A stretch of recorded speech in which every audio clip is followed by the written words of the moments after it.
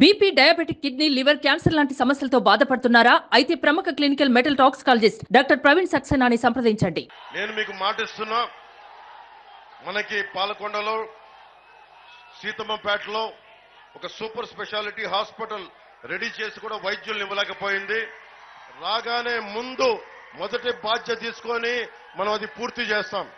దాంతోపాటు కూటమి Janasena, TDP, Bharatiya Janata party కూటమి ప్రతి కుటుంబానికి 25 లక్షల హెల్త్ ఇన్సూరెన్స్, ఏ జబ్బు వచ్చినా సరే 25 లక్షల మనకి ఇన్సూరెన్స్ మన కుటుంబాలకు ఇస్తుంది.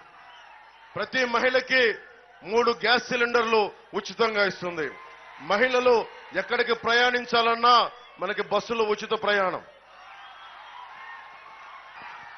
వృద్ధాప్య పెన్షన్ ని మనం 4,000 రూపాయలు చేస్తున్నాం. వృద్ధాప్య పెన్షన్ ని గారు మొన్న మన ఉమ్మడి కూటమి ప్రభుత్వం తాలూకు మేనిఫెస్టోని విడుదల చేశాం. నేను ముఖ్యంగా ఒకటే అనుకున్నాం, ప్రతి చేనుకి నీరు, ప్రతి చేతికి పని ఉండాలి ఈ దేశంలో, మన నేలలో.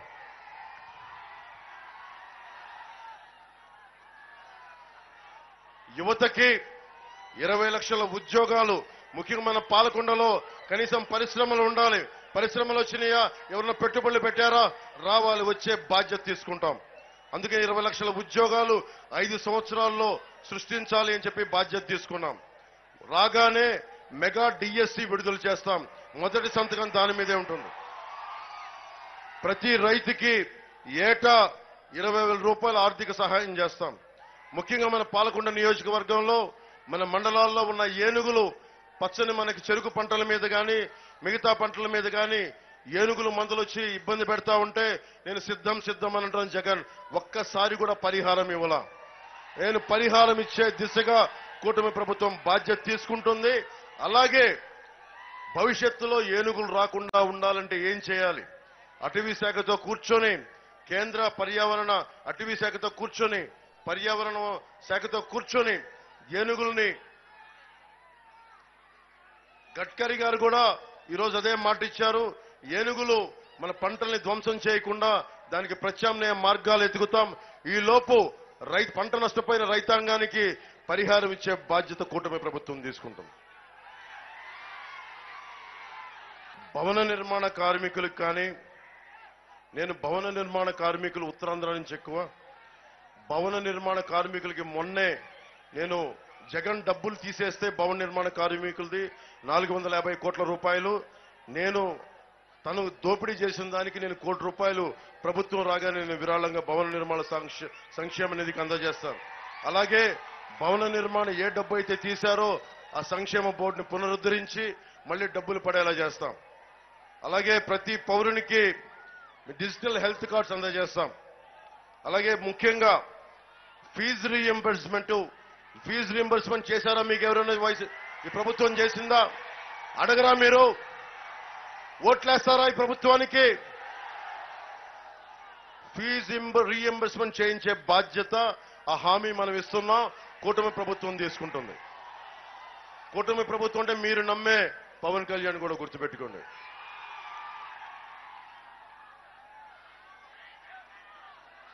పంచాయతీ నిధులన్నీ, కేంద్ర ప్రభుత్వం నుంచి వచ్చే నిధులన్నీ, సెంట్రల్ ప్లానింగ్ కమిషన్ నుంచి వచ్చే నిధులన్నీ పంచాయతీలకి తీసుకొచ్చే బాధ్యత తీసుకుంటాం. అలాగే మనకి ఇన్ని వాగులు వంకలు ఉన్నాయి, జలపాతాలు ఉన్నాయి.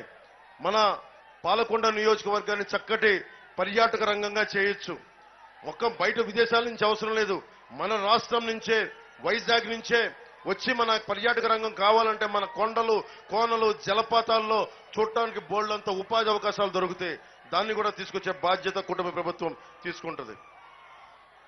అలాగే వేద విద్యని అభ్యసించే నిరుద్యోగులకు యువగళం కింద 3,000 నిరుద్యోగ భృతి.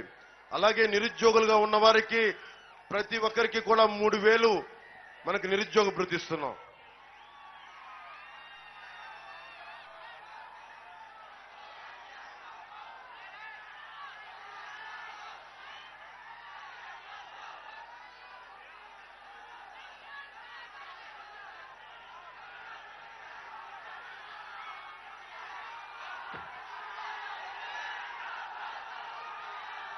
ఉమ్మడి మేనిఫెస్టోలో మన గిరిజనులకి ఎస్టీలకి 50 సంవత్సరాలకే పెన్షన్ ని మంజూరు చేస్తాం.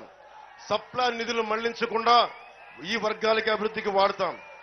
ఏజెన్సీలో ఆదివాసీ ఉపాధ్యాయుల్ని జీవో 3 ప్రకారం దాన్ని ముందుకు తీసుకెళ్లాలన్న ఆలోచన కుటుంబ ప్రభుత్వానికి కూడా ఉంది. అలాగే ప్రస్తుతం ప్రభుత్వం రద్దు చేసిన ఎస్సీ సంక్షేమ పథకాలని పునరుద్ధరిస్తాం.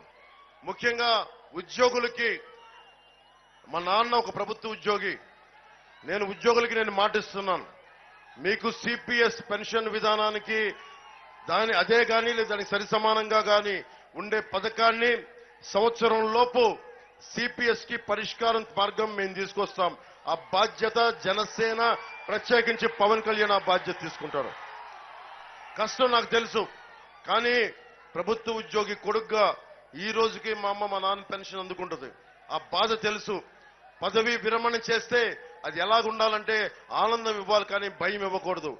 నాకు రిటైర్డ్ అయిపోయిన పెద్దలు భయపడకుండా మీకు అందుబాటులో ఉండగా నేను తిరిగి ప్రత్యామ్నాయ సిపిఎస్ కానీ ప్రత్యామ్నాయ అదే విధంగా మీకు బెనిఫిట్ కల్పించే పరిష్కార మార్గాన్ని నేను తీసుకొస్తాం. అలాగే 1వ తారీఖే ఉద్యోగాలు వచ్చేలాగా టీఏలు కానీ డిఏలు కానీ సరెండర్ లీవ్స్ కానీ అన్ని మీకు సకాలంలో వచ్చేలాగా కూటమి ప్రభుత్వం బాధ్యత తీసుకుంటుంది.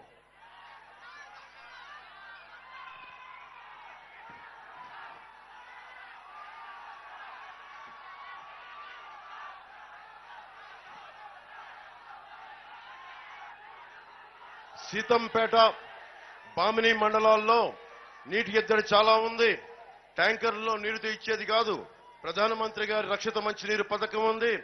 దానిని కొత్తపల్లి గీత గారు దానిని మనకి ఆధ్వర్యంలో ఆవిడకి భారీ మెజారిటీతో గెలిపించగలిగితే నేను బాధ్యతగా తీసుకొని మన మండలాల్లో రక్షిత మంచినీరు ఇంటింటికి వచ్చేలాగా మన బాధ్యత తీసుకుంటాం. నాకు డబ్బులు అవసరం లేదు. మీకు తెలిసిన సంపాదన ఎంతో. నేను 10 దశాబ్దం ఓడిపోయినా నిలబడ్డా. ఉద్దానం సమస్యని ప్రపంచ పటాన పెట్టాం. సమస్యని గుర్తించాం. ఇంకా సరిగ్గా చేయట్లేదు ఉద్దానం కిడ్నీ సమస్య మీద. మా నాయకులు నా దృష్టికి పట్టుకొచ్చారు. ఉద్దానం సమస్యకి సంపూర్ణంగా పరిష్కార మార్గం దొరికే వరకు మేము దానికి కూర్చోబెట్టి సంపూర్ణంగా దానికి అండగా నిలబడతాం. సుమన్ టీవీలో మీ పర్సనల్ అండ్ బిజినెస్ ప్రమోషన్స్ కోసం కింది నెంబర్కి కాంటాక్ట్ చేయండి.